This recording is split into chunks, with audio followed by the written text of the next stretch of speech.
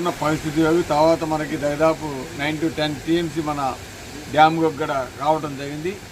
తర్వాత ఇమ్మీడియట్గా గతంలో ఉన్ని డెల్టా ప్రాంతానికి మాత్రమే నీరు అందిస్తామని చెప్పిన అధికారులు కావచ్చు, మినిస్టర్ గారు గోవర్ధన్ రెడ్డి గారు కావచ్చు, అదేవిధంగా జిల్లా కలెక్టర్ గారు కావచ్చు, అందరు కూడా ఆనాడు చెప్పడం జరిగింది. తర్వాత తుఫాను పరిస్థితుల వల్ల మనకి ఎక్కువ వాటర్ రావడం వల్ల మళ్ళీ మనకి అప్పుడు 3 టీఎంసీ మనకి కేటాయించడం జరిగింది. ఈరోజు వాటర్ రావడం వల్ల మనకి అదనంగా ఒక 2 టీఎంసీ వచ్చే అవకాశం ఉంది. కాబట్టి ఈరోజు 5 టీఎంసీ మనకి వచ్చే అవకాశం ఉంది. కాబట్టి రైతాంగం అంతా కూడా ఆల్రెడీ స్టేబుల్గా నీళ్ళు ఉన్నాయి కాబట్టి ఎక్కడక్కడ డెల్టా ప్రాంతమే కాకుండా నాన్ డెల్టా ప్రాంతంలో కూడా మనకి పండించుకునేదానికి అవకాశం రావడం నిజంగా చాలా సంతోషమని కూడా తెలియజేస్తాం. ఎందుకంటే రాజశేఖర రెడ్డి గారు, జగన్మోహన్ రెడ్డి గారు ముఖ్యమంత్రిగా ఉండగా మన రాష్ట్రంలో నీటికి కొరత ఉండదు అనే ఒక నమ్మకం అందరికీ ఉంది. అదే చంద్రబాబు నాయుడు గారు అంటే కరువు ఎప్పుడు కూడా తాండవిస్తూ ఉంటుంది. కాబట్టి ఈరోజు జగన్మోహన్ రెడ్డి గారు, అదేవిధంగా గతంలో రాజశేఖర రెడ్డి గారు ఉన్నప్పుడు ఇటువంటి ఇబ్బందులు కాకుండా రైతాంగం సుభిక్షంగా పాడి పంటలతోటి సంతోషంగా ఉన్న పరిస్థితి మనం చూసాం. అదే పరిస్థితి ఈరోజు మన కావులో కూడా మన రైతాంగానికి నీటికి ఇబ్బంది కాకుండా చేయాలనేదే ధ్యేయంగా ఈరోజు ఆల్మోస్ట్ అన్ని ప్రాంతాల్లో కూడా పంటలు పండే పరిస్థితి ఈరోజు ఉండటం నిజంగా చాలా సంతోషంగా తెలియజేస్తాం.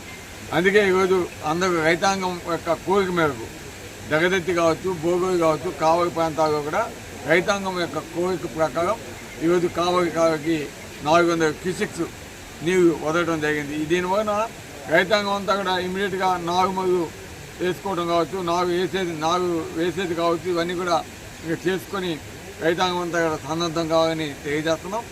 అదేవిధంగా మరి ఎక్కడికక్కడ మండలాలు మీటింగులు కూడా రివ్యూ మీటింగ్స్ కూడా అధికారులతో పెట్టుకొని ఎక్కడైనా మరి ఎత్తు ప్రాంతాలు పంట వేస్తే ఇబ్బంది కాకుండా ఉండేదిగా అక్కడ కొంతమంది రైతాంగానికి ఏదైనా నీరు పాగని చోటకు అటువంటి ప్రదేశాలు వారికి మెట్టపై వేసేదానికి సజెషన్స్ కూడా అధికారులు ఇస్తారు. అక్కడ ఉన్న నాయకులు కూడా తెలియజేస్తారు.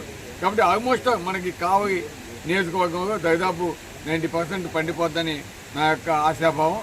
తప్పకుండా ఈరోజు భగవంతుని దైవగా మళ్ళా రేపు 21 నుంచి కూడా మనకి కొద్దిగా వానలు పడే సూచనలు ఉన్నాయి. కాబట్టి ఆ వాన కూడా పడితే మనకి అసలు పంటకైతే ఢోకా ఉండదు.